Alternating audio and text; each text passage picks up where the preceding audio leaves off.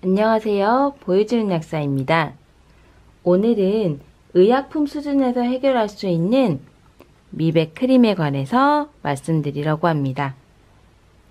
기미, 잡티, 주근깨 등등 때문에 고민하시는 분들 정말 많으시죠?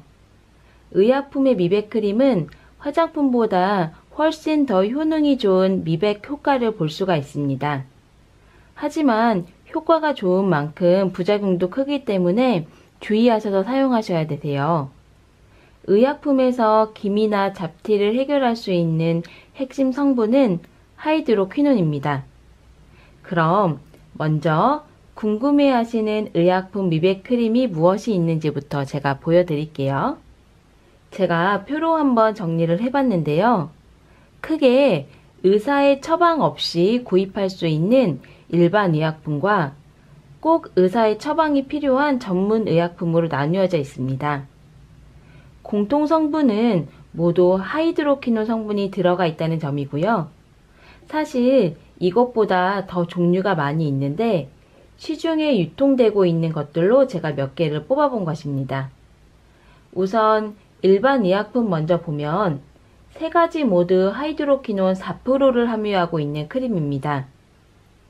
유효 성분이 동일해서 똑같은 크림이라고 생각할 수도 있지만 제가 추천드리는 제품은 이 멜라노사 크림입니다.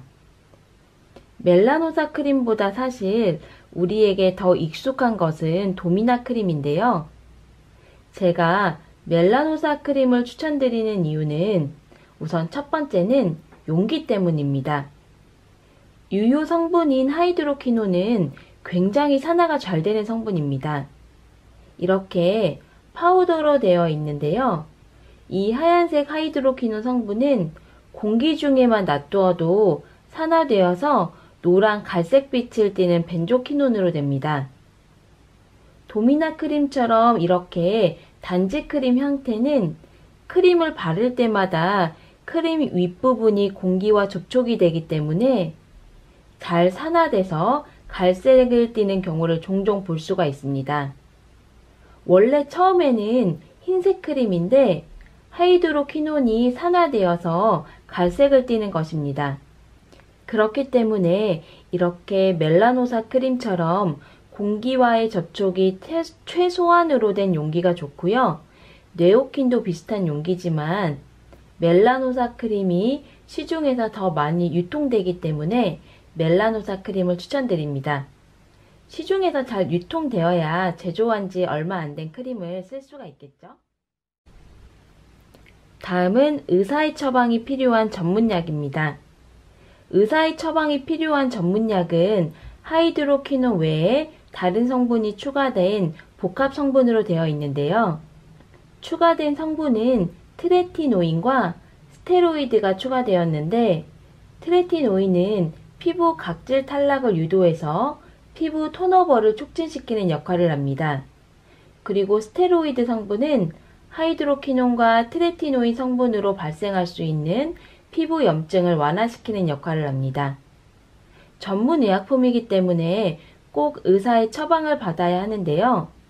가끔씩 그냥 피부과에서 상담도 받지 않고 피부과와 관련 없는 병원에 가서 이 연고를 처방받아서 바르시는 경우가 있어요. 그러지 마시고 피부과에서 충분히 상담 받으시고 본인 피부에 맞는 크림을 처방받아서 바르시길 추천드립니다. 물론 피부과 원장님들이 피부에 맞는 크림을 잘 처방해 주시겠지만 이 세 가지 크림 중에서 제가 추천드리는 제품은 멜라논 크림입니다. 다른 제품은 트레티노인 함량이 좀 높아요. 그래서 자극이 더 심해서 부작용이 발생할 가능성이 있습니다.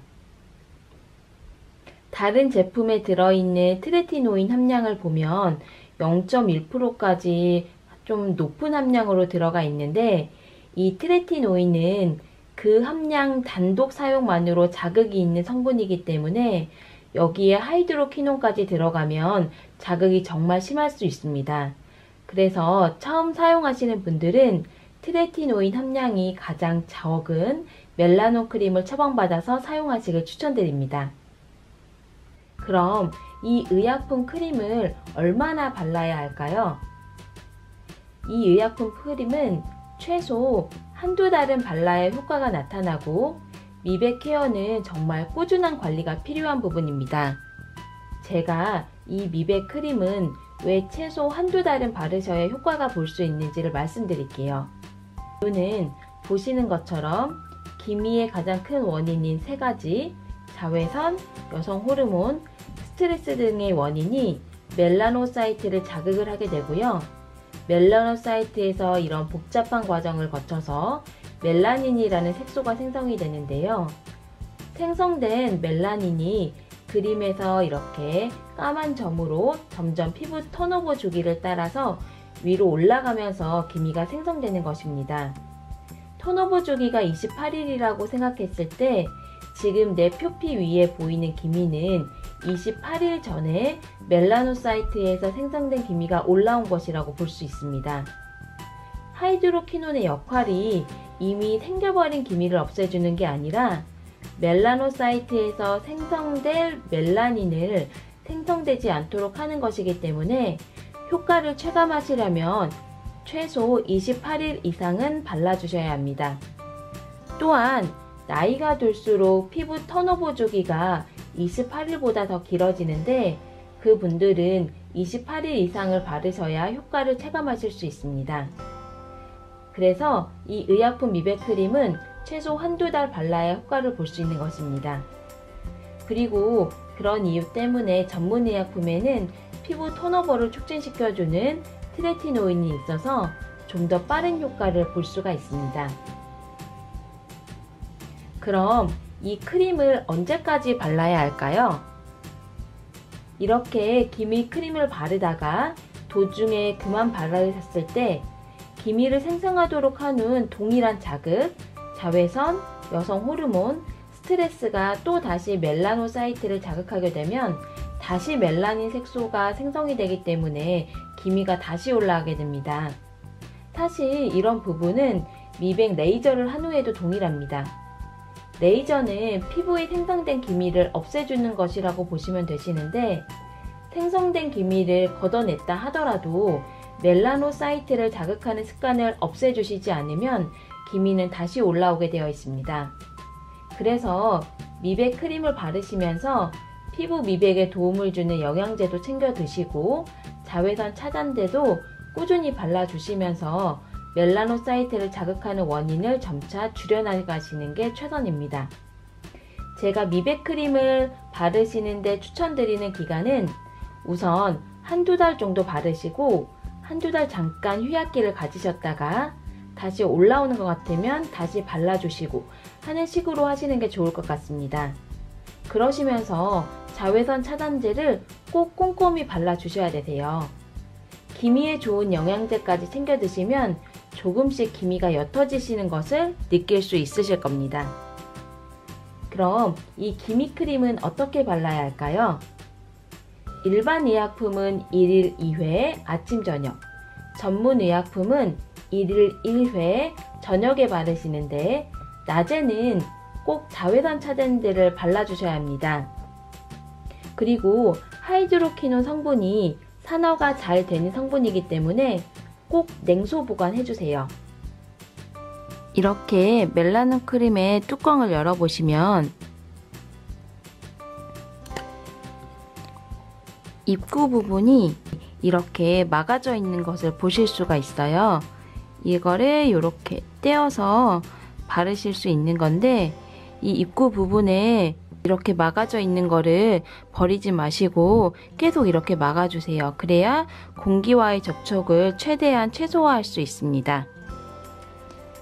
멜라닌 크림을 바르시는 방법은 이렇게 입구에 면봉에 완두콩 크기를 조금만 짜주세요.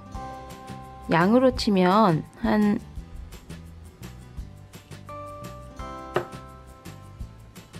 정말 요 정도 조금만 짜서 이 멜라닌 크림을 기미 부위에 이렇게 정말 소량 발라주세요. 처음에 사용하실 때에는 피부에 자극이 있으실 수 있기 때문에 아주 조금만 사용을 해보시고 그 다음날 아침에 일어나셔서 자극이 있다면 용량을 조금 줄여주시면 됩니다. 저녁 세안 후에 이렇게 완두콩 크기의 멜라논 크림을 손 또는 면봉으로 치료 부위에 얇게 펴발라 주시고 맨피부에 바르는 것이 자극적일 시에는 기본 스킨케어를 하고 바르시면 됩니다. 효과가 좋은 만큼 자극이 있을 수 있습니다. 저녁에 바르고 다음날 자극이 느껴지신다면 꼭 양을 줄이셔야 합니다. 자극이 있는데도 계속 바르시면 기미가 더 심해질 수 있어요. 양을 줄였는데도 자극이 심하다 하시면 그때는 정말 사용을 중지하셔야 합니다. 오늘은 의약품 미백 크림에 관해서 알아보았습니다. 모두 백설공주처럼 새하얀 피부를 갖게 되시길 바래요.